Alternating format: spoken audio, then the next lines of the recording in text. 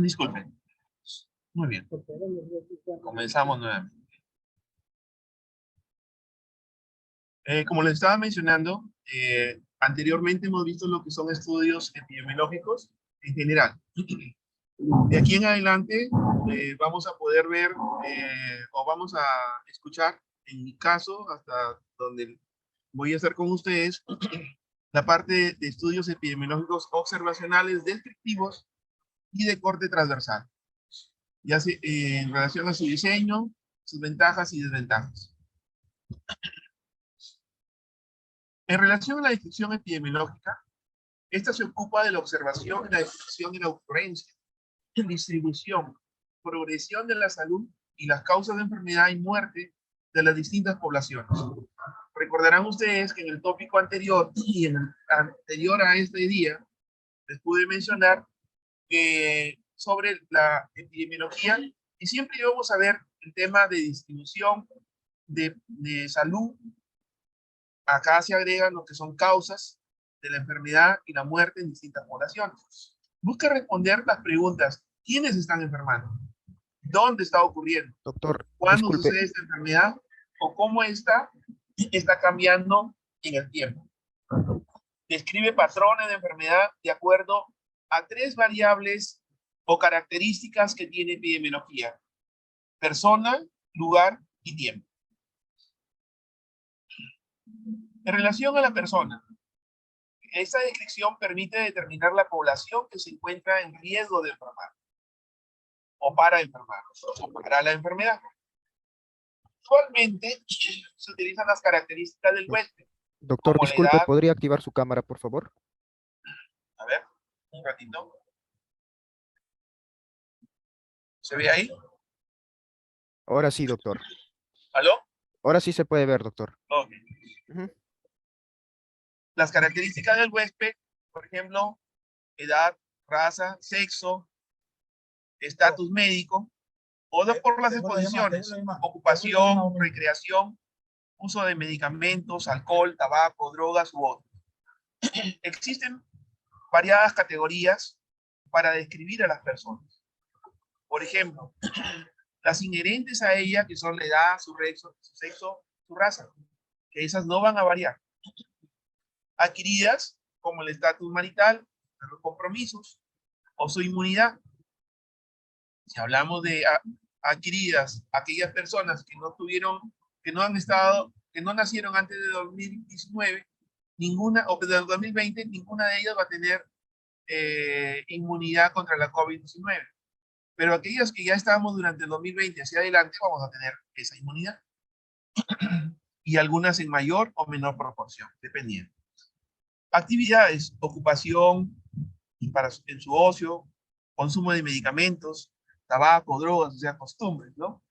Condiciones de vida: estatus socioeconómico, acceso a servicios médicos, clase social, pobreza o ingresos.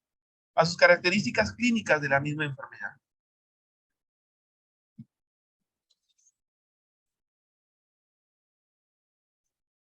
Entonces, cuando hablamos de esta descripción en persona, esto es lo que tenemos básicamente en nuestros boletines, en nuestro reporte de epidemiología, en la parte de lo que es la información que en cualquier informe médico podría venir de la mano, sobre todo en investigaciones descriptivas.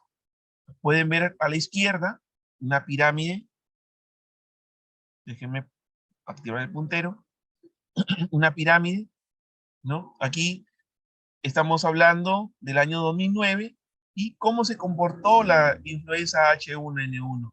¿A quiénes más atacó? Atacó más a las personas de 5 hasta los 24 años. En relación a la COVID-19, que podemos ver, si pudiéramos superponer una pirámide poblacional actualmente, podríamos ver que atacó más a las personas desde los 30 hasta más de 60 años, ¿no? En relación a quién afectó más, a hombres o a mujeres, prácticamente los afectó por igual. Descripción epidemiológica en persona también nos dice cuáles son las características de la enfermedad, ¿no? ¿Qué es lo que más predomina en esta enfermedad? En el H1N1 era fiebre, tos, dolor de garganta, rinorrea, malestar general y cefalea. Hasta allí, si nosotros traspolamos la información que tenemos en relación a la COVID-19, vamos a ver que definitivamente es prácticamente igual.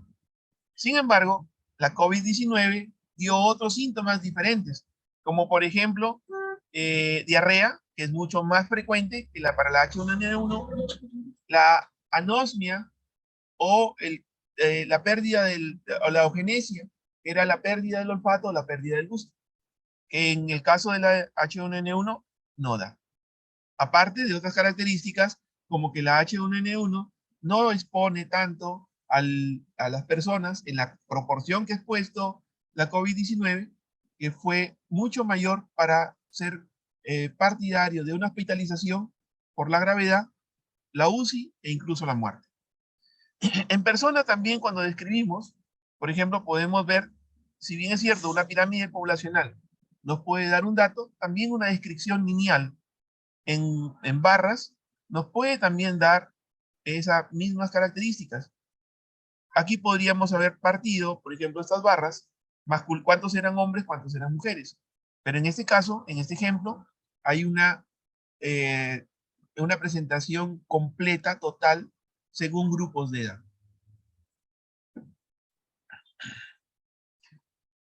Otras condiciones o comorbilidades también expresa cuando nosotros hablamos de persona. Entiéndase que persona en la vigilancia epidemiológica no solamente es la persona en sí, sino las características que tiene esta persona o la enfermedad o el evento. En este caso, estamos viendo las comorbilidades o riesgos de muerte por influenza A H1N1 en el Perú en el 2019. ¿Y cuáles eran las características eh, mayormente asociadas a la muerte? Enfermedades metabólicas. Nos hace recordar al H1N1. Las enfermedades metabólicas han sido una de las causas primarias en la muerte de nuestras personas, sobre todo si sufría obesidad. Cardiovasculares, igual que el H1N1. Respiratorias y por ende otro tipo de enfermedades. Entonces, cuando nosotros tenemos esta información, definitivamente podemos ver cómo esta enfermedad se puede traspolar o se puede comparar con otras enfermedades y nos permite también hacer integración clínica y también nos va a permitir poder determinar o diferenciar entre enfermedad y enfermedad. Cuando hablamos de lugar en la descripción epidemiológica, está asociada a la ocurrencia de la enfermedad, el evento o el desarrollo de un año. Se puede inferir que los factores pueden incrementar o no la enfermedad de acuerdo al lugar donde uno habita, o el ambiente donde está uno, o en ambos lugares. Cuando se utiliza el lugar de residencia, de nacimiento, trabajo, estudio, unidad de salud, centro o puesto de salud, estamos hablando de lugares. Se puede utilizar también para pequeñas y grandes unidades geográficas, desde países, departamentos, municipios, distritos, calles, barrios, o una coordenada geográfica en especial, como en la actualidad utilizamos con la georreferenciación. Otras veces, según otras características, podríamos utilizarlo cuando hablamos de urbano-rural, autóctono importado, institucional o no institucional. Este mapa, o este mapa mundi, por ejemplo, nos habla de la distribución de la pandemia H1N1 en el mundo en el 2009. Si ponemos un mapa de la COVID-19, va a expresar prácticamente lo mismo, con la diferencia de que no va a encontrar para la COVID-19 ningún espacio en blanco. Cuando hablamos de distribución, como les mencionaba, puede ser en el mundo, en los países, y si abriésemos a cada país en relación a este mismo mapa, podríamos ir viendo que se va digregando la información a nivel de departamentos, de provincias, de distritos, de casas, de partes urbanas y partes rurales, etc. Aquí, otra forma de presentar el lugar de ocurrencia de casos. ¿no? Como les mencionaba, cuando veíamos el mapa mundi, veíamos el mapa del Perú ahí representado. Pero cuando ya vemos al interior, podríamos ver departamentos, provincias, distritos u otros variables que nosotros querramos investigar. En relación a las defunciones y casos confirmados, de acuerdo al lugar, aquí estamos cruzando dos cosas, tanto lugar como espacio. Y cuando le ponemos la fecha, también estamos hablando de tiempo. Recuerden esto, en epidemiología, estas tres características siempre van a estar presentes. Persona, lugar y tiempo. Persona, lugar o espacio, que a veces también le llamamos.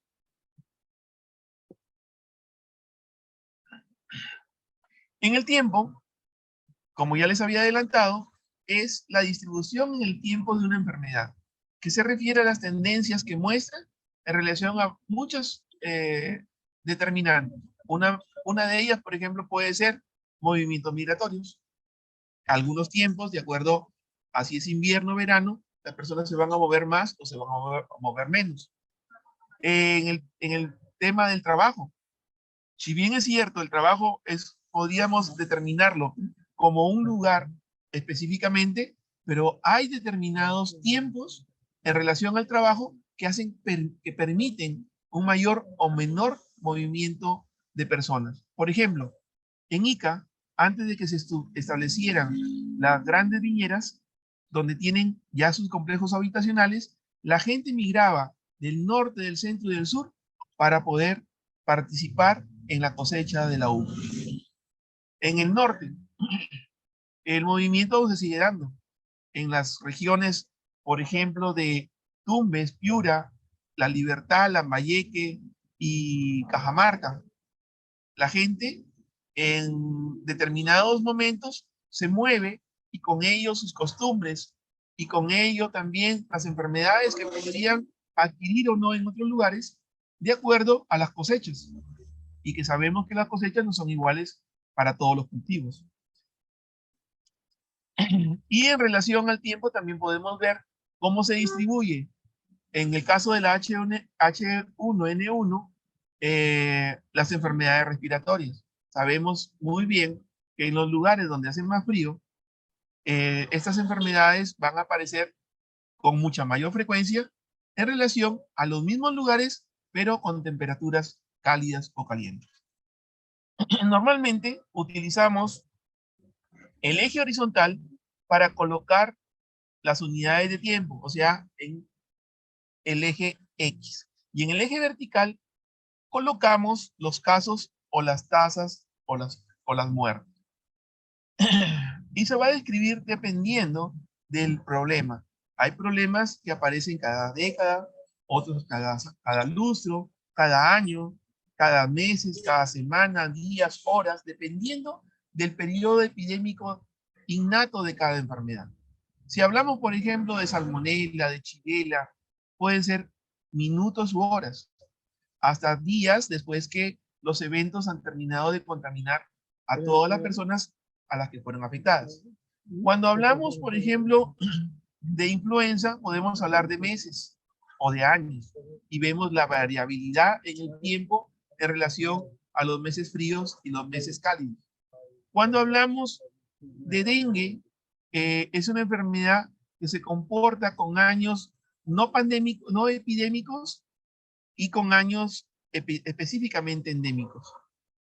Cada 5 o 7 años era antes del año 2010.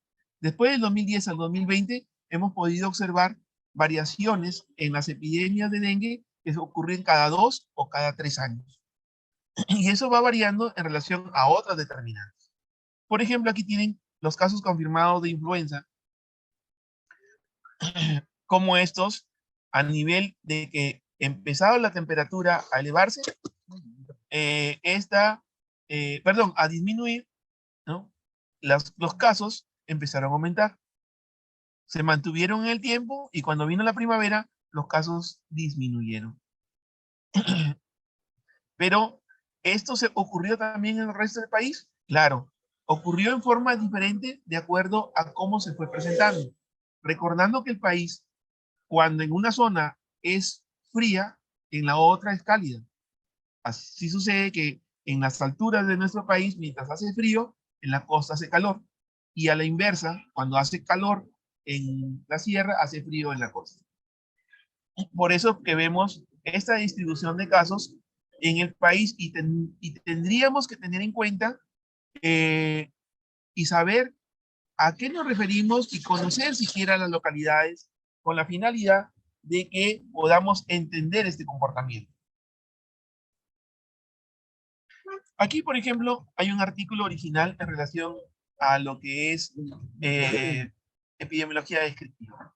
Y pueden ver, por ejemplo, miren, no necesitan hacer un trabajo o un diseño experimental de larga data para haber hecho un artículo original colgado en una revista nacional, como por ejemplo, mortalidad relacionada al H1N1 en el Perú durante la pandemia 2009-2010.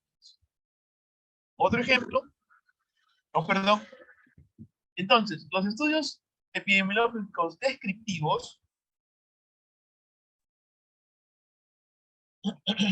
son aquellos que describen la frecuencia de un problema o una enfermedad, de quiénes la padecen y dónde y cuándo ocurre. Como podrán ya estimar o básicamente sacar conclusiones, en ningún momento hay la intervención del observador. Solamente está, como su nombre lo dice, describiendo. Este análisis revela los patrones generales de ocurrencia y los grupos de mayor riesgo de adquirir la enfermedad, permitiendo la formulación de hipótesis, pero no la demuestra. Recuerden eso, los estudios descriptivos pueden formular hipótesis, nos permiten formular hipótesis, son la base muchas veces de otros estudios de investigación, pero no nos permiten demostrar la hipótesis. Entre los principales diseños de estudios descriptivos tenemos los estudios de serie de casos o reporte de un caso. Si es una enfermedad muy extraña, ¿puedo reportarlo? Claro. Incluso cuando se dio la H1N1, perdón, la COVID-19, el primer caso reportado en Japón, en China, tenía una característica sui generis que no se había visto anteriormente. Y eso alarmó a las autoridades chinas. Y de allí en adelante, y por eso ellos instauraron en sus primeros casos ya las medidas de bioseguridad que al final primaron en toda nuestra sociedad, como el uso de la mascarilla, el uso de caretas, los EPPs en su conjunto como los conocemos. ¿Y por qué? Porque ellos ya habían enfrentado antes virus respiratorios similares, como el SARS-CoV y el MERS-CoV. Cuando nosotros veíamos, solamente como anécdota, venir a los turistas de Japón, de China, de Taiwán, de Singapur, de Corea, a muchos de ellos los veíamos con una mascarilla y con guantes. Y nosotros decíamos, ¿estarán enfermos esos señores? Esas personas que vienen de allá creerán que nosotros estamos enfermos y por eso evitan contagiarse. Y era el comentario muchas veces que la gente en Latinoamérica se expresaba en relación a estas personas. Pero es que ellos ya habían vivido una enfermedad similar. Entonces lo que ellos estaban haciendo era prevenir, llevar enfermedades a sus casas o ellos mismos enfermarse. Ahora que ya estamos viendo que posiblemente nos relajen las medidas de bioseguridad, será potestad de cada uno de nosotros el poder o no utilizar las mascarillas. Y eso va a estar en relación a qué tanto queremos cuidarnos. Muy bien. Estudios ecológicos, ya más tarde vamos a saber qué son, y los estudios transversales o de prevalencia.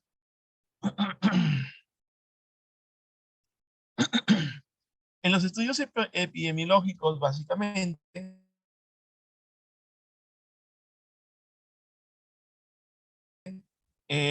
tenemos que esta parte, perdón un momentito, disculpen, esta parte de los estudios epidemiológicos descriptivos, los datos proporcionados son esenciales para los administradores sanitarios, así como para los epidemiólogos y los clínicos. Recuerden que les mencioné, nos permiten llenar los vacíos a veces de una historia, nos permiten llenar los vacíos de una enfermedad. pero para demostrarlo necesitamos otro tipo de estudios. Los primeros podrán identificar los grupos de población más vulnerables y distribuir los recursos según sus necesidades. Para los segundos, para los clínicos, les va a servir para hacer su primer paso en la investigación de los determinantes de la enfermedad y la identificación de los factores de riesgo. En relación a la serie de casos, cuando hablamos en un estudio de serie de casos, son estudios donde se realiza una descripción detallada de un reporte o fenómeno inusual observado en un paciente. Un reporte de caso, o cuando son más, una serie de casos, con un diagnóstico similar. Cada uno de ellos con diagnóstico similar. Muchas veces documentan la aparición de nuevas enfermedades, como les mencionaba, el tema de la COVID-19. El SARS-CoV, el MERS-CoV también fueron en forma similar presentados como serie de casos, porque no se había visto anteriormente la enfermedad como tal, llama la atención y se describe para poner en alerta a la población. O tal vez los efectos adversos para alertar sobre un fenómeno nuevo. Normalmente se recoge numerosa información detallada sobre nuevos pacientes, debido a que solamente tienen ese paciente y se trata de escudriñar al máximo al mismo, siendo su principal utilidad generar nuevas hipótesis. O sea, insisto, son los primeros pasos para generar evidencia para nuevas investigaciones.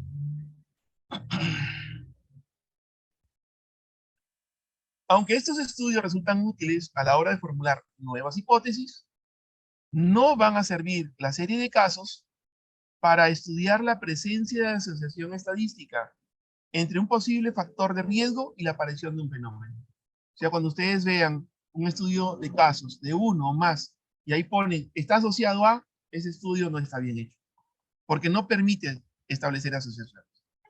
Son poco estrictos, ya que solamente tienen pocos casos y tienen que describirlos al máximo. Y sobre todo, si tienen un solo caso, no van a poderlo comparar con otro, no van a poder muchas veces tener más evidencia que lo que ese caso ha demostrado, ¿no? Y como les mencionaba, como son pequeños, su limitante es el tamaño de la muestra. Sus ventajas son útiles para documentar la presencia de enfermedades, nuevas hipótesis, para generar y mantener una vigilancia epidemiológica. Son diseños sencillos y económicos, pero tienen una selección sesgada, de pacientes, puede conducir a errores de interpretación debido a que es muy poca la muestra y muy poco lo que se puede hacer con ese tipo de estudios.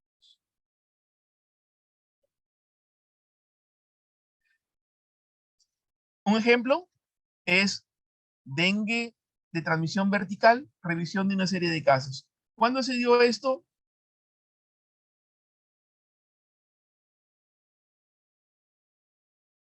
Inició el problema de la ola pandémica que se extendió desde Brasil a toda América en relación al virus variante 2 asiático-americano. Y dio características clínicas que eran difíciles de interpretar en ese momento y que incluso sorprendió a los clínicos que estaban ya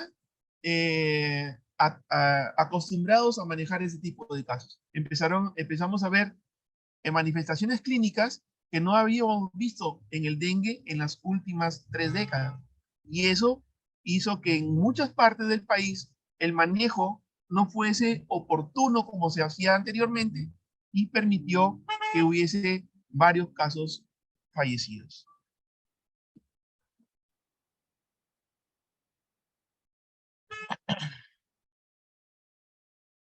Perdón, disculpen. Por ejemplo, este es otro, ¿no? Características clínicas y epidemiológicas del cáncer colorectal en un grupo de enfermos atendidos en consulta oncológica. En este caso, específicamente, ¿qué es lo que buscaron? ¿Qué es lo que hicieron? En el periodo de enero de 2006 a diciembre de 2007, y recuerden que no necesariamente estas enfermedades son muy comunes, ¿no? Se investigaron 195 enfermos portadores de cáncer colorectal los cuales fueron reseccionados en la consulta especializada de vías digestivas.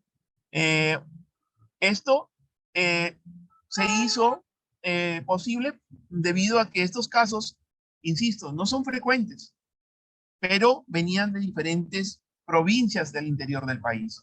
Eso hizo que pudieran hacer un pequeño conglomerado y hacer un estudio en el mismo, donde pudieron describir la frecuencia de enfermedad, donde se pudo describir el sexo más afectado y los principales factores de riesgo que se asociaban al mismo, pero no se pudo establecer asociación.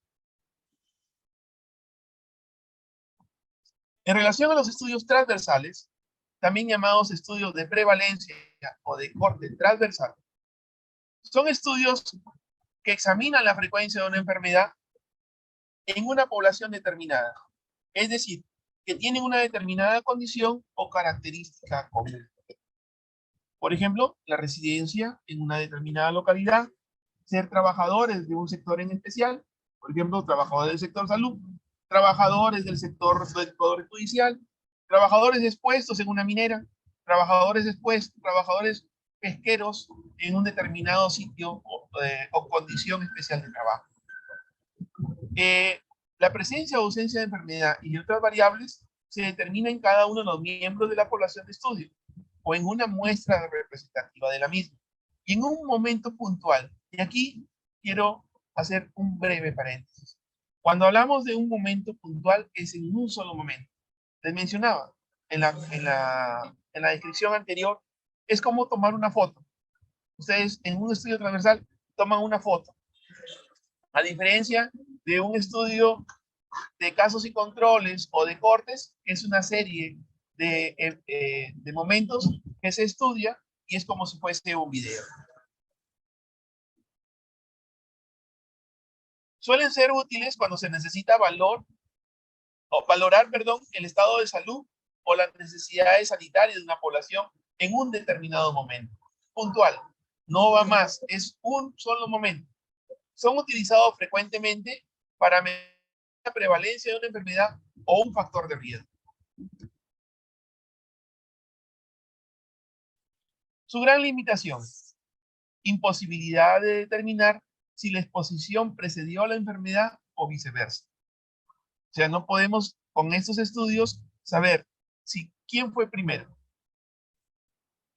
Salvo casos contados en los que la variable de exposición se mantiene inalterable en el tiempo del nacimiento, como por ejemplo el sexo, la etnia, el polimorfismo genético o enfermedades genéticas.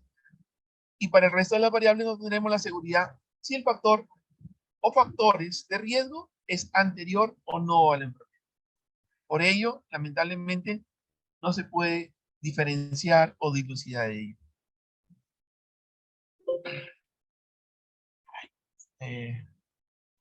Perdón.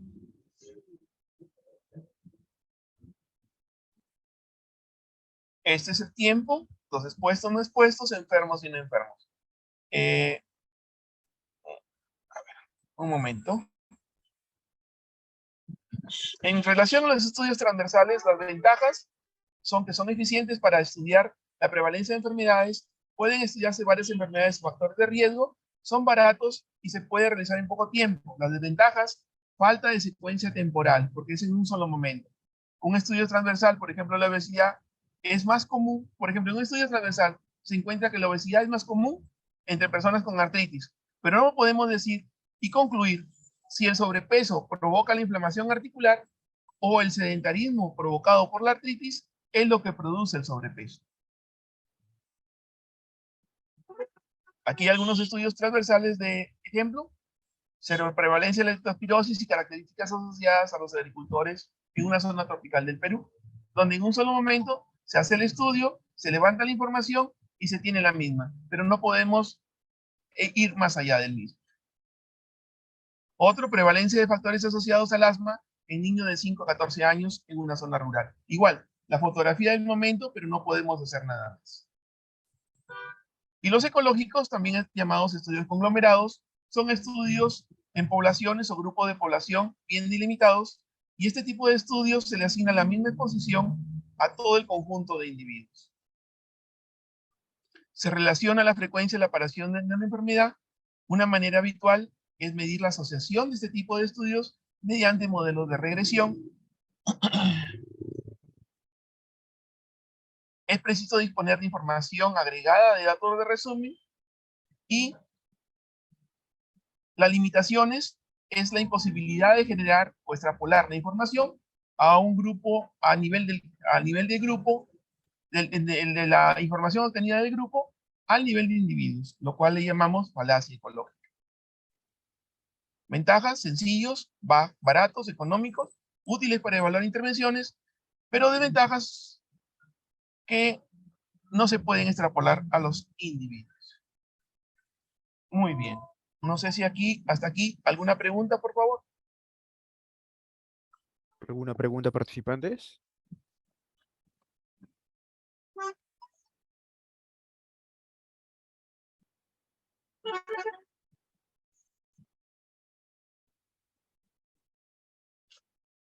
Por favor, ¿alguna pregunta? Jóvenes, señores, señoras, ¿están ahí? Por favor, anímense a hacer una pregunta, participantes. Aún están a tiempo.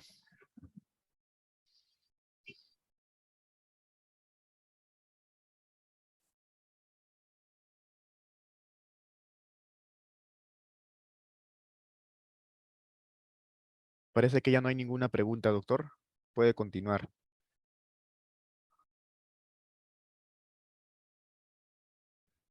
Creo que tengo un par de láminas acá. A ver, un momento. Un ejemplo, por ejemplo, la evolución de la mortalidad de cáncer de próstata en Colombia, un estudio ecológico, el cual se hizo entre el año 1997 al 2012 y concluyó que el cáncer de próstata en Colombia había disminuido en los últimos 4 años. O sea, simplemente en población, más no extrapolarlo a individuos en específico. Asociación de la incidencia de tuberculosis e índice de desarrollo humano en 165 países del mundo. Nuevamente, población. Estamos hablando de países, pero no podemos extrapolar esa información misma de ese estudio a individuos en especial. Bueno, estas eran las medidas de resumen que les había traído y que lo pueden revisar en las diapositivas que se les alcanzará. Nuevamente, por favor, ¿alguna pregunta? Recuerden algo en los estudios. En los estudios descriptivos, básicamente ustedes nada más van a describir, no van a hacer otra cosa, no intervienen. Eso queda para los estudios analíticos. En los analíticos siempre van a tener algo.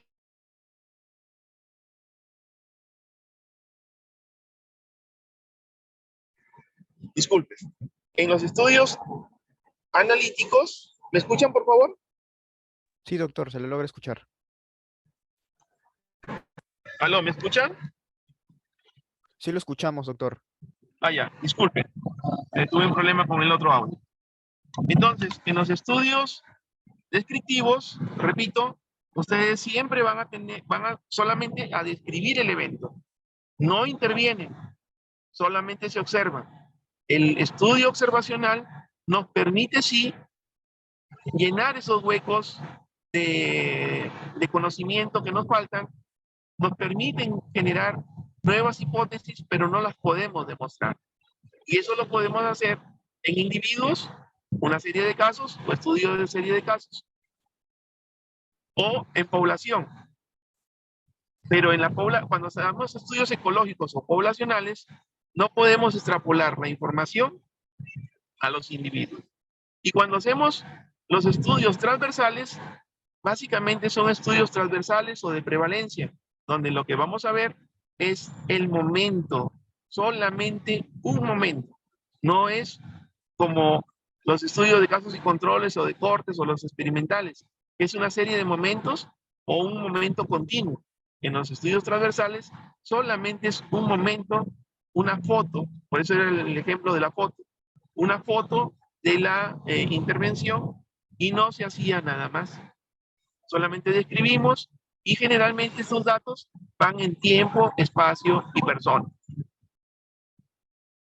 La Doctor, investigación epidemiológica, los datos que se generan a través de la vigilancia epidemiológica en los diferentes establecimientos de salud a través del país, nos permiten fácilmente hacer estudios descriptivos. Sin embargo, también la vigilancia epidemiológica nos da la factibilidad de hacer estudios analíticos, en especial los de casos y controles y también los de corte, que más tarde los van a ver con la siguiente ponente. Así que no hay ningún problema en relación a si la vigilancia epidemiológica nos permite o nos limita, no, más bien la vigilancia epidemiológica en nuestro país está pensada como para poder utilizar todas esas variables y todos esos datos como insumos, ya sea en un estudio descriptivo o analítico, en un estudio observacional o en un estudio experimental. Y nos permite incluso comparar. Lo malo es que tenemos tanta información a nivel del país que muchas veces el arduo trabajo que se desarrolla a nivel de los establecimientos de salud no permiten este análisis. Pero el país tiene una gran data, una gran información como para poder utilizarla y poder tomar decisiones. Lo malo es que esas decisiones muchas veces se toman inoportunamente. ¿A qué me refiero? A que muchas veces esa información, como dirían las personas, duerme el sueño de los justos y la analizan después de que ya ha pasado un tiempo eh, muy grande entre el que sucedió el evento y este fue presentado a la comunidad científica. Eso no debe suceder. La información que se genera a nivel de todo el país y que sirve para la investigación y en especial la vigilancia epidemiológica que hace posible ello, debe de ser información para la acción. No puede ser información solamente para presentar un trabajo de investigación. A medida que uno va avanzando en un trabajo, en la recolección de los datos, esa información, con esa información se toman medidas preventivas, con esa información se toman medidas correctivas o medidas de control. Y a su vez podemos ir elaborando nuestro trabajo de investigación. Sin embargo, muchas veces no hacemos eso. Muchas veces hacemos primero la investigación y después damos las recomendaciones cuando ya todo el evento ocurrió o ya está desfasado o ya atacó a toda la comunidad. Entonces, tenemos que tener en cuenta ello y yo le recomendaría que todos los que llevamos o que estamos relacionados con salud, independientemente de si somos investigadores o no, deberíamos de llevar los cursos correspondientes de ética que ofrece gratuitamente el CONCITEC. Yo les recomiendo, inscríbanse, ingresen allí, es totalmente gratis y ustedes pueden acceder a estos cursos de ética si es que las instituciones no lo brindan. Y es totalmente gratuito.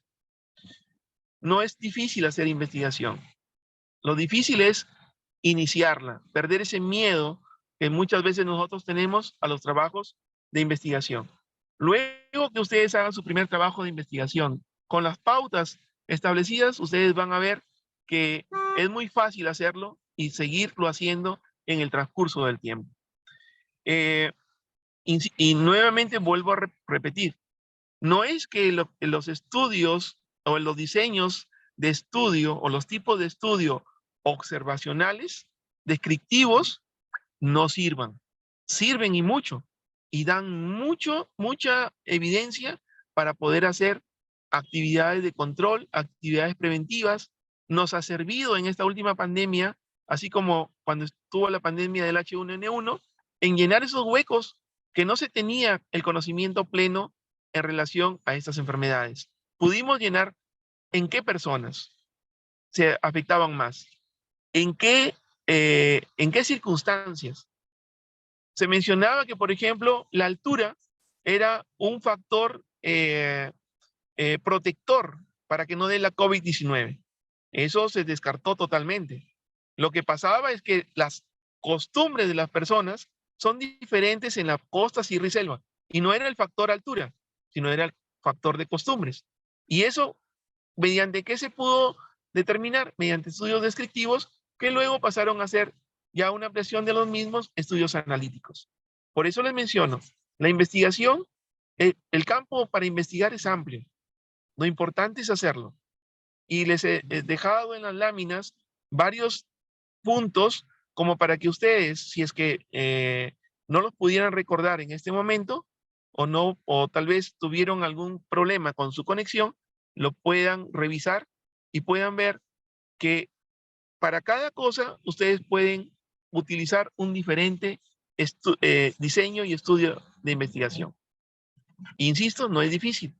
Lo importante es poner manos a la obra. Por favor, no sé si hay alguna pregunta. ¿Alguna pregunta, participantes?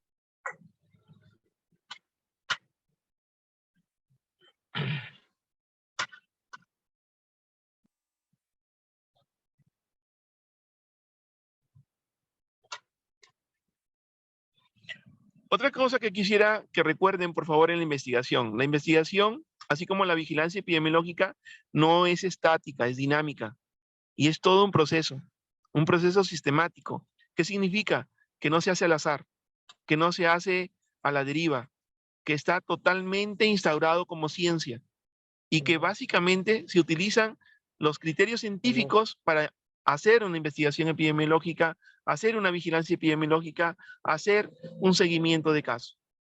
Eso es muy importante que lo tengan en mente y que eso, utilizado adecuadamente, dada la información en forma oportuna a las autoridades, se puede generar un cambio en nuestra sociedad. Eso es lo más importante que se tiene en investigación, poder generar cambios, poder cambiar paradigmas, poder aportar a las teorías o descartarlas cuando éstas ya no cumplen su objetivo o simplemente la nueva evidencia nos indica de que ya no es factible de seguirlo haciendo. ¿Recuerdan ustedes en la pandemia que en inicio utilizamos que la hidroxicloroquina? ¿Qué más utilizamos? En muchos lugares se dio a diestra y siniestra la citromicina. ¿Qué más se utilizó? En algunos lugares empezaron a inyectarse vitamina C endovenoso fuera de la hospitalización. ¿Por qué? Porque cuando iban las personas a la hospitalización, ellos veían que sus familiares les pedían un montón, un sinnúmero de frascos o de ampollas de vitamina C. Pero era por la condición en que estaban esas personas, porque ellos no podían adquirir la vitamina C vía oral. Pero si estás sano o si estás bien, simplemente la vitamina C la puedes adquirir por varias fuentes y en especial naturales y son mucho mejor que aquellas que se las ponen endovenoso y eso está totalmente demostrado. ¿Qué es más beneficioso para el cuerpo humano? ¿Hidratarlo vía endovenoso o hidratarlo vía oral? Si la persona soporta la hidratación vía oral, se hace la hidratación vía oral. Solamente endovenoso si es que no puedo darle o no tolera la vía oral. Pero apenas se soporta la vía oral, se pasa a la vía oral. ¿Cómo se demostró eso? Mediante estudios descriptivos. Entonces, hay un gran aporte en la ciencia a nivel de estudios descriptivos. Doctor, hay una participante que nos dice si les puede pasar el link de Concitec. Solamente digiten DINA, por favor, o Concitec. Nada más, DINA, D-I-N-A. ¿Le voy a escribir ahí? Ahí abajo, ya, por favor. Solamente escriban ello en su chat y ahí automáticamente los lleva a esa página de Concitec. Se inscriben, ponen usuario nuevo, inscripción y ustedes automáticamente van a entrar. Lo importante, no se preocupen si no tienen trabajos de investigación. ¿Ya? Perdón un ratito, un momentito. Hasta luego, doctor. Hasta luego. No se preocupen si no tienen trabajo de investigación. El tema es que tenemos que ir esquematizando nuestra información y el primer paso para la esquematización es que ustedes puedan hacer ese pequeño cursito de lo que es ética en investigación. ¿Sí? Así que digiten DINA, el link que encuentren en la web en relación a Concitec, ese es el que tienen que ingresar. El registro es totalmente gratuito, no necesitan más que inscribirse y ustedes pueden ir ahí rellenando toda su información, sobre todo los que están ligados a la docencia o les gusta la investigación, ahí pueden encontrar varios recursos que les van a ayudar poco a poco. ¿Sí? Ahí les escribí por si acaso lo que de Dina que les mencionaba. Gracias. Gracias. No sé si hay alguna otra pregunta o consulta. ¿Alguna otra pregunta, participantes? Antes de que se vaya el doctor Rommel.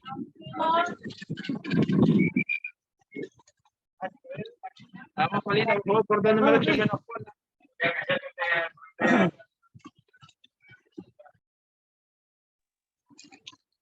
Hola, que ya no hay ninguna pregunta, doctor. ¿ya no hay? Parece que no. No hay ninguna pregunta. Parece que alguien ha escrito en el chat. A ver, espérenme. Le están agradeciendo por la ponencia. Ahí ya. Ujú.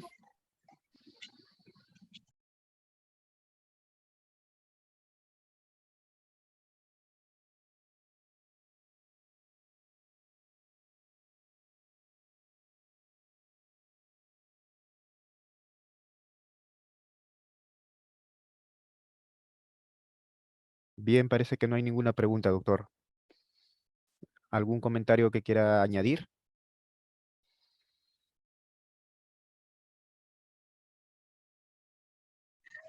Ok, bueno, si no hay ninguna pregunta, yo les agradezco a todos ustedes su participación.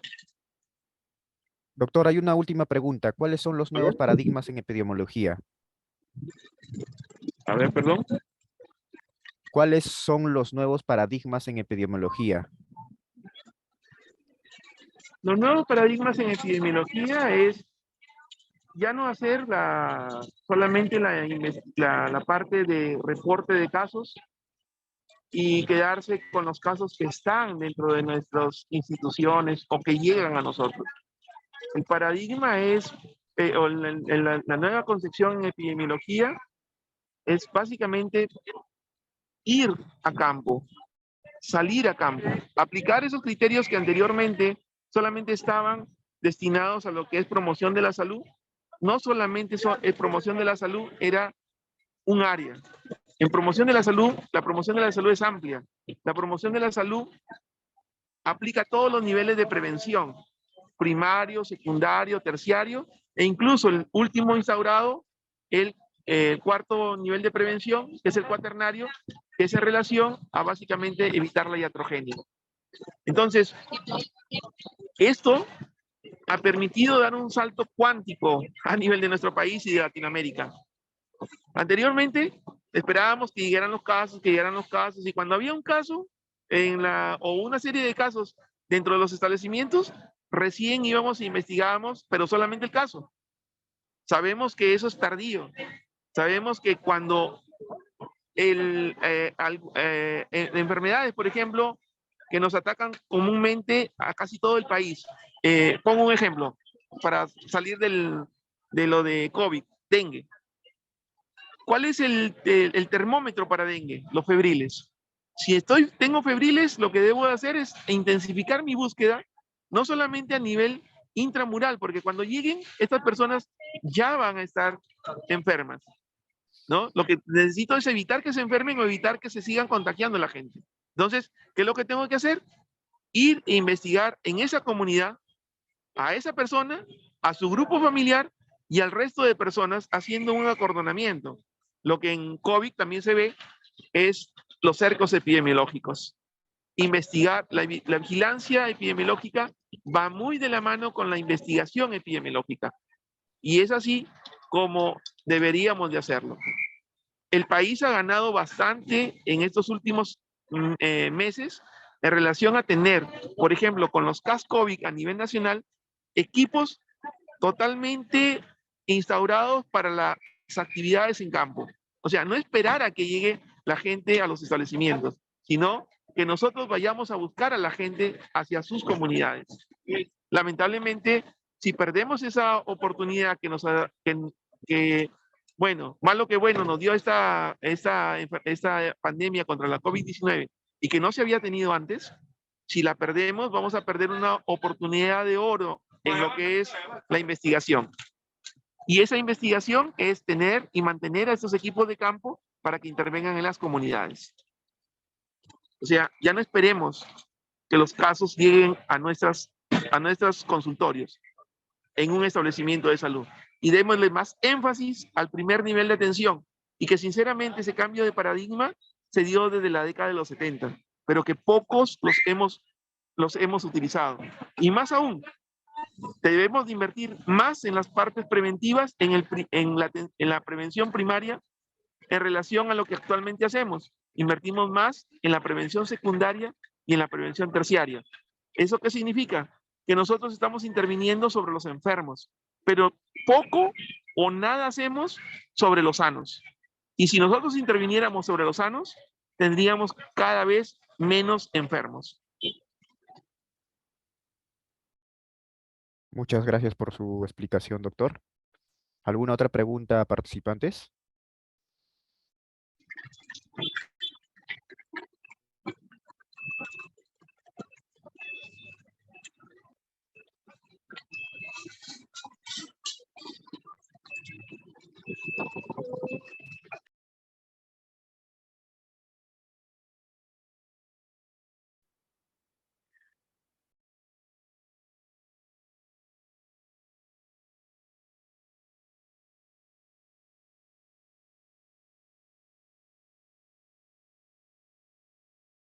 Bien, doctor, parece que ya no hay ninguna pregunta.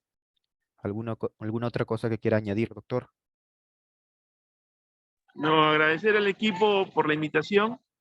Disculpen que tuve un problema técnico en el tema de la computadora y tuve que al final utilizar el celular para terminar la ponencia. No se Pero preocupe, felizmente doctor, que habíamos ya comprendemos. cumplido con la presentación.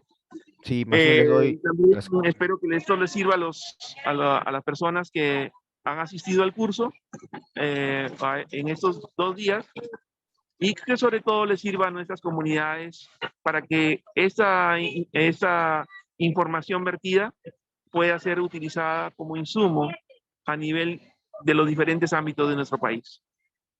Muchas gracias. Muchas gracias, doctor, por su ponencia y espero contar con usted en en las próximas exposiciones, ¿no? Le envío un fuerte abrazo a la distancia y muchas gracias nuevamente. Muchas gracias y muchas gracias también a Jocelyn. Saludos. Ok, le haré presente, doctor. Cuídese. Bien, participantes, en estos momentos voy a mandarles una encuesta para poder calificar la ponencia del doctor Rommel. No se desconecten, por favor.